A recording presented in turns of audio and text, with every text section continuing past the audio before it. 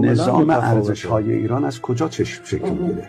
از جایی که کوروش کبیر میگه مردوخ خدای بابلیان خدای من است، معبد هیکل رو اونجوری برخورد میکنه، یعنی جزیره پاسیفیسم سیاسی به وجود میاره. شما خانش قرن 21 کوروش کن، نه کوروش رو 7 آبان ببند نظر مردم کوروش رو داشته باشن. نمیشه اینطوری که آقا. آخه چند درصد مگه میرن سر قبر کوروش؟ چند درصد مگه میرن سر قبر امام رضا؟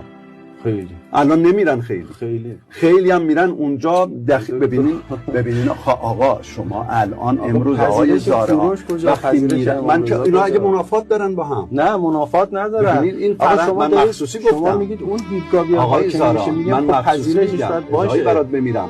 لوگ سنتریکال بودن اینه، کلام محور بودن اینه. با نفی کوروش میخوای امام رضا رو نه من نفی نکردم. شما نه ببینید منظورم مثل منه. هر دوش به جای خود. چرا این به جای خود نیست اون به جای خوده؟ من وقتی میرم میدان شهدای مشهد تبدیل به امر سیاسی شده. خب چرا تبدیل به امر امنیتی شده؟ آدمایی که بلد نیستن کار سیاسی بکنن، فرهنگ رو سیاسی میکنن بعد امنیتی، اقتصاد رو سیاسی میکنن بعد امنیتی، نمیدونم دانشگاه رو اول سیاسی میکنن بعد امنیتی، چون ارزه ندارن. چون اگر امنیتیش کردن من حرف حقی بزنم میاد برم منو میگیره، ولی اگه امنیتیش نکنه و کار فرهنگی رو